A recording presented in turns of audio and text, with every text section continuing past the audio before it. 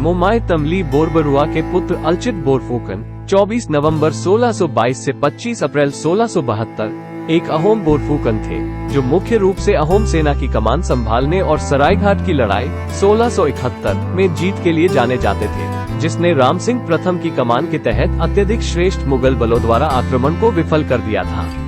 लगभग एक साल बाद अप्रैल 1672 में उनकी मृत्यु हो गई।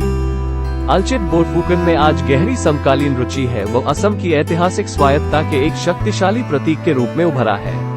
असम में भाजपा के उदय के बाद से पार्टी उन्हें मुस्लिम आक्रमण के खिलाफ एक योद्धा के रूप में पेश करने की इच्छुक रही है। अलचित बोरफुकन के इस सांप्रदायिकरण और सरायघाट की लड़ाई का इतिहासकारों द्वारा विरोध किया जाता है, जो दावा करते हैं कि अलचित स्वयं हिंदू नहीं थे, बल्कि ताई धर्म का पालन करते थे कि उनके अधीन बाघ हजारिका, इस्माइल सिद्दीकी जैसे मुस्लिम कमांडर थे और उन्होंने एक हिंदू मुगल कमांडर राम सिंह प्रथम के खिलाफ लड़ाई लड़ी थी।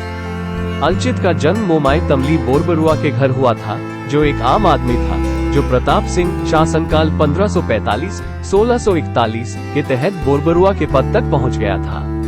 उनकी बहन पखारी गभोरू थी, जो अहोम राजाओं जयध्वज सिंह, चक्रध्वज सिंह और संबुरिया राजा की रानी थी, और उनकी भतीजी रमानी गभारू थी, जो अहोम राजकुमारी थी, जिसे घिलाजरी घाट की संधि के हिस्से के रूप में मुगलों को दिया गया था। कुछ बुरजी अलचित के जीवन और शिक्षा पर कुछ विवरण देते हैं। कहा जाता है कि उन्होंने दिखोमुख में मीर जुमला की सेनाओं के खिलाफ युद्ध में भाग लिया था और अहोम अधिकारियों घोरा बरुआ, दुलिया बरुआ, सिमलुगिरिया फूकन और दोलेक्षरिया बरुआ के रैंक में वृद्धि की थी।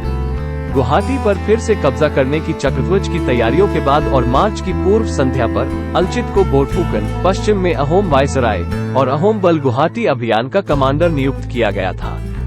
अलचित ने कालियाबार में अपना आधार शिविर स्थापित किया और फिर अगस्त 1667 में 2 डिवीजनों में गुवाहाटी की ओर बढ़े और कई लड़ाइयों के बाद नवंबर 1667 में इटाकुली के पतन के साथ गुवाहाटी पर फिर से कब्जा कर लिया।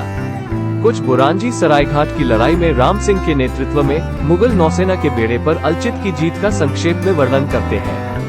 इसके तुरंत बाद कालियाबोर में उनकी मृत्यु हो गई और उन्हें जोरहाट के त्योक में एक मैदान में दफनाया गया, जो अहोम राजघरानों और रईसों के लिए कब्रिस्तान है। पूर्व औपनिवेशिक काल में बुरजी लोकप्रिय उपभोग के लिए उपलब्ध नहीं थे। 20वीं शताब्दी की शुरुआत में ऊपरी असम के कुछ इलाकों में 24 नवंबर को अलचित दिवस के रूप में मनाया जाने लगा। उस समय चारीगांव में अलचित के उत्सव और उपयोग का विवरण 1970 के दशक की तुलना में बहुत अलग था, जब अलचित असमिया लोगों का प्रतीक बन गया था। इतिहास में समकालीन जनहित के बढ़ने ने ये सुनिश्चित किया कि बोरफुकन की किंवदंती ने सदी की पहली तिमाही तक एक प्रतिष्ठित दर्जा प्राप्त कर लिया था, और सूर्य कुमार भुया ने शिवाजी के साथ उनकी तुलना करते हुए एक लेख प्रकाशित किया। लेकिन अलचित उन कई ऐतिहासिक प्रतीकों में से एक थे, जिन्हें असमिया अभिजात वर्ग द्वारा विभिन्न राजनीतिक सांस्कृतिक उद्देश्यों के लिए विनियोजित किया गया था, और उनकी लोकप्रियता को बाद में जयमोती कोअवरी और अन्य लोगों ने पीछे छोड़ दिया। 1947 में भुया ने मुगल साम्राज्य के साथ अहोम संघर्षों की पृष्ठभूमि में अलचित की जीवनी प्रकाशित की। इस कृति ने न केवल किंवदंती को अकादमिक सम्मान का एक लिबास प्रदान किया, बल्कि असमिया मानस में उनके कारनामों को पौराणिक भी बनाया। हालांकि उत्तर औपनिवेशिक असम में राज्य निर्माण में अलचित जैसे सांस्कृतिक नायकों को बड़े पैमाने पर औपनिवेशिक विरोधी कार्यकर्ताओं द्वारा विस्थापित किया गया था। जयता शर्मा ने अलचित की किंवदंती को ज्ञान के क्षेत्र में सेवानिवृत्त होने के लिए सक्रियता से दूर नोट किया। फिर भी ये किंवदंती असमिया उपराष्ट्रवाद के अप्रवाही जल में बची रही, जिसमें United Liberation Front of Assam ULFA, एक अलगाववादी संगठन जो एक स्वतंत्र और संप्रभु असम के निर्माण की मांग कर रहा था, व्यापक रूप से प्रचार के लिए अलचित की छवि का उपयोग कर रहा था। अलचित की स्मृति को राज्य द्वारा केवल श्रीनिवास कुमार सिन्हा शर्मा के राज्यपाल के तहत महत्वपूर्ण रूप से विनियोजित किया जाएगा। 2004 के लेखन में पाया गया कि यह उल्फा नहीं बल्कि असम सरकार थी जिसने उन्हें प्रमुखता में लाने के लिए सबसे अधिक प्रयास किया। राज्य में भारतीय जनता पार्टी के उदय के अनुरूप अलचित को एक हिंदू राष्ट्रवादी व्याकरण के ढांचे के भीतर एक हिंदू सैन्य नायक के रूप में शामिल किया गया है, जिसने मुस्लिम आक्रमण के खिलाफ बचाव किया, जिसका इतिहासकारों द्वारा विरोध किया जाता है, जो दावा करते हैं कि अलचित ताई धर्म का पालन करता था।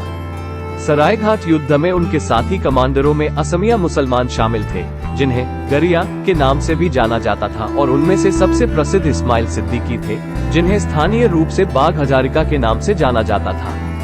हालांकि मुगल सेना का नेतृत्व राम सिंह नामक एक हिंदू राजपूत ने किया था।